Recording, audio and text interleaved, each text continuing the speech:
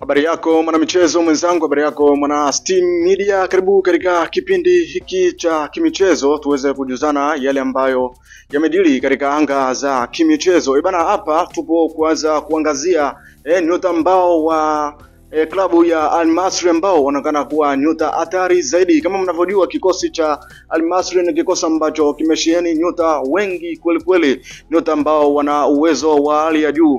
Lakini hapa nipo na Steven Mapunda ambaye ataweza kutupitisha kinaga ubaga kuweza kuangazia nyota ambao wameweza kuwa maybe pengine nyota ambao wanaonekana kuwa hatari zaidi, na Simba wasipowachunga kwa kiasi kikubwa wanaweza kuleta hatari kubwa zaidi katika lango la klabu ya Simba. Bana, mambo vipi? Fresh vipi ndugu yangu? Safi kabisa, mambo yanaenda. Mambo yanasonga. Bana, klabu ya Simba imesafiri kuelekea nchini Misri na hivi sasa tunavyozungumza ipo katika nchi ya Misri pale Ismailia, wakiweka kambi yao kuelekea katika mchezo ambao utachezwa siku ya tarehe 2 kule nchini Misri. Bana, klabu ya Al Masry ni klabu ambayo inaonekana kuwa na nyota wengi waliosheheni uwezo mkubwa zaidi. Kwa ufupi tuweze utupitishe kinaga ubaga maybe nyota ambao wanaonekana wa kuchungwa zaidi katika mchezo huo. Bwana Latini, ukiniambia nyota wa kuchungwa zaidi upande wa Al Masry, wapo nyota wa kuchungwa kama watatu ambao hawa wamekuwa hatari zaidi kwa upande wa Al Masry. Na kwa kumkumbusha tu mtazamaji wako, Simba Sports Club anakwenda kucheza na Al Masry katika hatua ya robo finali kombe la shirikisho barani Afrika, na wakati huo Simba Sports Club akiwa ni kinara katika kundi lake, kwa maana kwamba ameongoza kundi lake mbele ya CS Constantine pamoja na Function ambaye huyu wa kutokea kule nchini Tunisia. Kwa hiyo mbele ya Waarabu wawili yeye ameweza kuwa kinara katika kundi lake. Kwa hiyo Simba amevuka katika hatua hiyo, hajavuka kinyonge, amevuka kibabe kweli kweli na kwenda kukaa pot number 1. Na ukiangalia hata katika upangaji wa makundi katika kombe la shirikisho barani Afrika, Simba ilikuwa pot number 1. Na ukija kuangalia pia alipokuja kufuzu kwenda hatua ya robo finali, aliongoza kundi, aliendelea kubaki kuwa pot number 1. Anakwenda kukutana na Al Masry wa kutokea kule nchini Misri, ambaye yeye ametokea kwenye kundi ambalo alikuwa namba 2 kwenye kundi lake, akiwa nyuma ya bingwa mtetezi Zamalek ya kutokea pale nchini Misri. Ambapo ukiangalia hawa katika kundi lao, the way walivyokuwa wamecheza, mchezo wa kwanza Al Masry anapoteza kwa goli 1-0 dhidi ya Zamalek, lakini mchezo wa pili wanakuja kutoka sare ya goli 1-1. Kwa ina maana anafuzu kwenda hatua ya robo finali Al Masry akiwa ameondoka na alama 1 pekee kwa bingwa mtetezi, wakati bingwa mtetezi akiwa amepata faida ya alama 4 kutoka kwa Al Masry.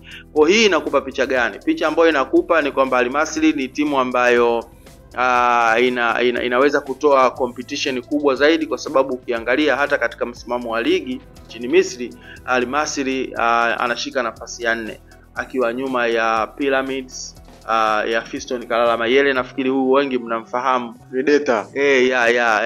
Akiwa nyuma ya Pyramids, lakini pia akiwa nyuma ya Zamalek, akiwa nyuma ya National Ahli, lakini pia yeye anakuwa nafasi ya 4. Ukiangalia hii miamba mitatu yote ambayo nimekutajia, Al Ahli, Pyramids pamoja na Zamalek, ni timu ambazo zina historia kubwa sana katika soka letu la Afrika, timu ambazo zimefanya makubwa sana katika soka letu la Afrika. Sasa katika majianti hao watatu, yeye amebahatika kuwa nafasi ya 4 akiwa amewaacha nyuma wakina Future, wakina National Bank of Egypt, ambao hawa pia ni timu ambazo zinaleta competition kubwa sana katika ligi ya nchini Misri. Kwa hiyo Simba anakwenda kukutana na timu ambayo kwanza ni timu ngumu wao kuruhusu goli, lakini pia ni timu ambayo inaweza ikakufunga, alafu pia ikaweza kuweka defense ngumu zaidi.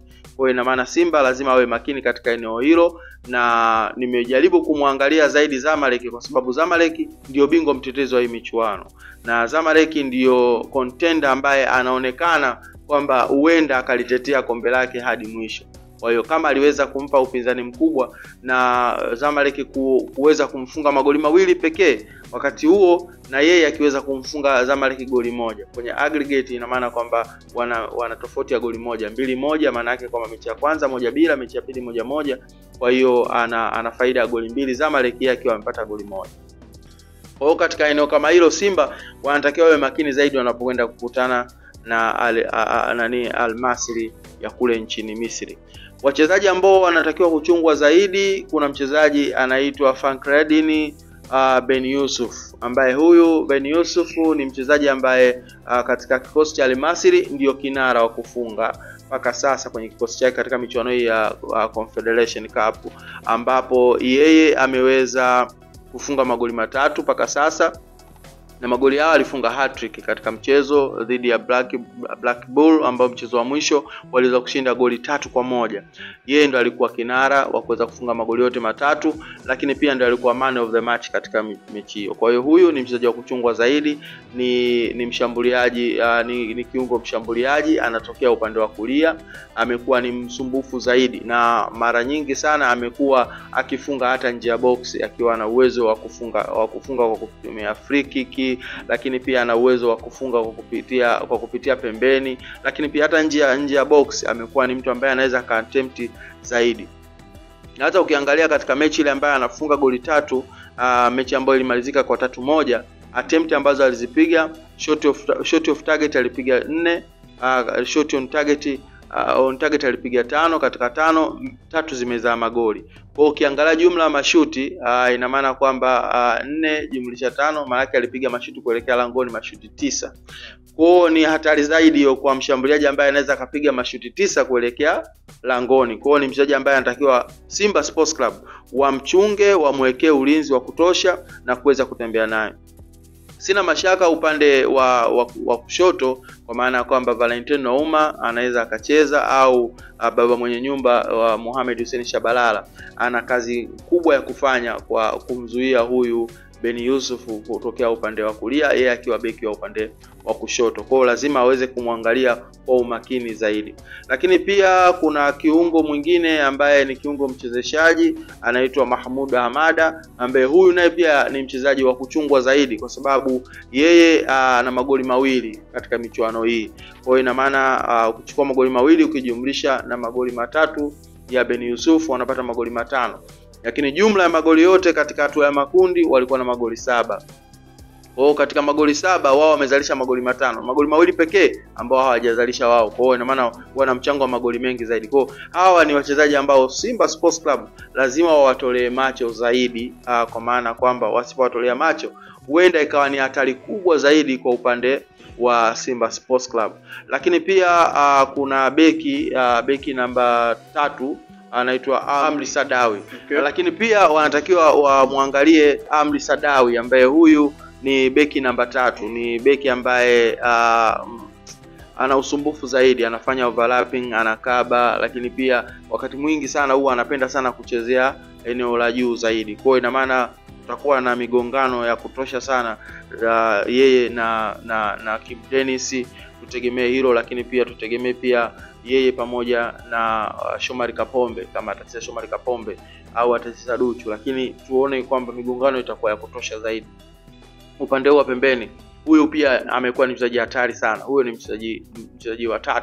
Mchezaji wa 4 ambao Simba wanatakiwa wamtolee macho zaidi, ambaye huyu video analyst wa Simba huenda asiweze kutoa taarifa zaidi, huu si mwingine bali ni Salam Hussein. Salam Hussein kwanza anavaa jezi namba 9, kwa watazamaji ambao wanatakiwa kumfahamu, jezi yake anayovaa mgongoni jezi namba 9. Urefu wake ni mita 1.81, ambapo ukipeleka kwenye futi anakuwa na futi 5 na inchi 11. Lakini pia huyu alizaliwa Septemba 1 mwaka 1998. Alizaliwa pale Misri. Lakini pia huyu mguu wake wenye nguvu zaidi ni mguu wa kulia, na ameweza kucheza mechi 22. Kijana mdogo kweli kweli huyo. Yes, na ana madhara makubwa. Amecheza mechi 22. Katika hizo mechi 22 ambazo amecheza za mashindano yote katika msimu wa 2024 25. Katika hiyo hizo mechi 22 ambazo amecheza, mechi 19 alikuwa sehemu ya kwanza ya kikosi. Yaani ameanza first 11 katika mechi 19. Kwa hiyo ina maana bwana Latini ukiangalia ni mechi 3 peke yake ndio hakuwa sehemu ya kwanza ya kikosi. Ametokea akiwa substitution. Kwa hiyo ina maana kwa idadi hizo za mechi ambazo amecheza inampa jumla ya dakika nyingi zaidi alizocheza ukimtoa golikipa na yeye amecheza dakika 1460. Kwa hiyo ina maana ni dakika nyingi sana za kucheza za kiwanja. Na magoli ambayo ameweza kuyafunga mpaka sasa katika mashindano yote ukitoa kwa Confederation ambaye huko hajafunga, amefunga magoli 7. Katika magoli 7 ambayo ameyafunga ameweza kutoa assist 3, free assist 2. Kwa hiyo ukichukua 3 jumlisha 2 ni 5. Na ile 5 ukijumlisha na magoli 7 ambayo amefunga, kwa amehusika katika magoli mangapi? Magoli 12. Kwa hiyo unajiona kabisa ni mchezaji ambaye ni hatari. Kwa hiyo inawezekana kwenye Confederation huku hajafunga, lakini kwa nini kocha anapenda kumtumia mara kwa mara? Hii inatakiwa wao waweze kuwa na alama. Ni mchezaji ambaye ana hatari zaidi na ni mchezaji ambaye huwa anapenda zaidi kucheza katika eneo la 18 na eneo la 6. Sio mzuri sana kufunga nje ya box.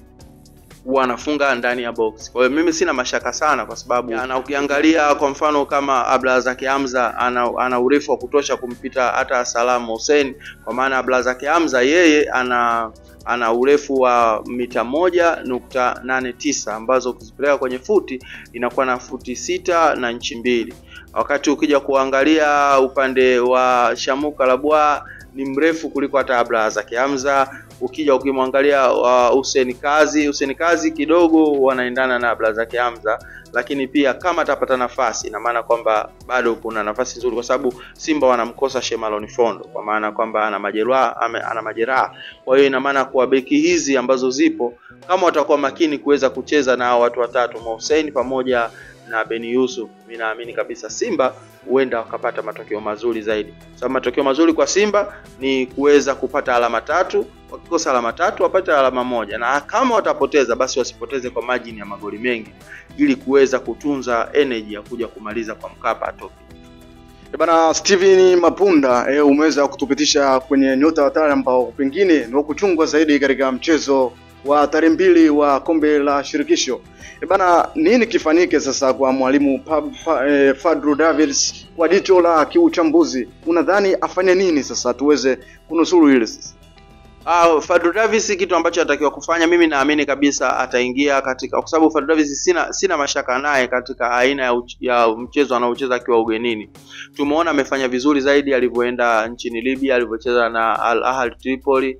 Alitoka bila kufunga, yani hakufunga goli na yeye hakuruhusu goli. Alikuja kufanya maajabu uwanja wa Taifa na alishinda kwa margin kubwa, magoli 3. Wakina Mabululu hakuamini kilichotokea. Lakini pia tunaona alivyokwenda kucheza na CS function, alivyoenda kucheza kule pia alifanya vizuri zaidi. Hakuweza kupoteza na aliweza kupata matokeo akiwa ugenini na Tunisia. Lakini pia tumeona alipoenda kucheza pia hata na nchini Angola pia napo kule aliweza kupata sare ya goli 1-1. Kwa hiyo tumeona katika msimu huu Fadlu Davids ugenini amecheza kwa nidhamu kubwa zaidi. Na alipokuja kupoteza kwa CS Constantine goli 2-1, hiyo ndio mchezo pekee ambao alipoteza katika msimu huu. Kwa hiyo Simba hana rekodi nzuri sana katika nchi za kaskazini akiwa ugenini, lakini kwa msimu huu Fadlu Davids ametuonyesha namna gani anaweza kucheza mechi za ugenini.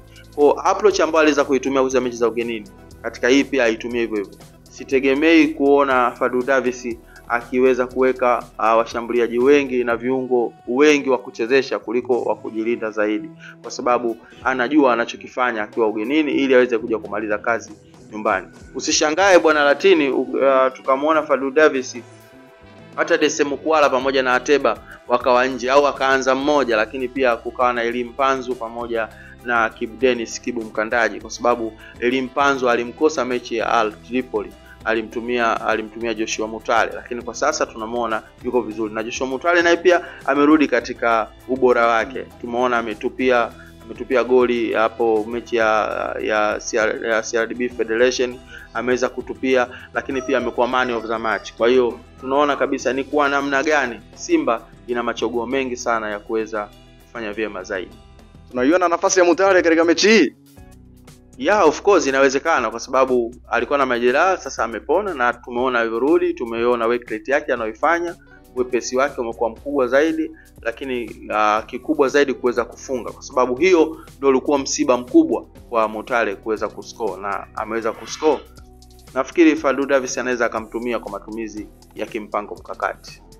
Bana mtazamaji wa Steam Media, mpaka hapo tunahitimisha kipindi chetu. Tulikuwa na Steven Mapunda katika kipindi hiki cha kimichezo, tulikuwa tukikupitisha kuweza kuangalia nyota ambao wameonekana kuwa hatari zaidi katika kikosi cha Al Masry. Mchezo utachezwa tarehe 2 katika uwanja wa huko nchini Misri. Ulikuwa na mimi Latin, hapa alikuwa Steven Mapunda, tunamaliza kama hivyo.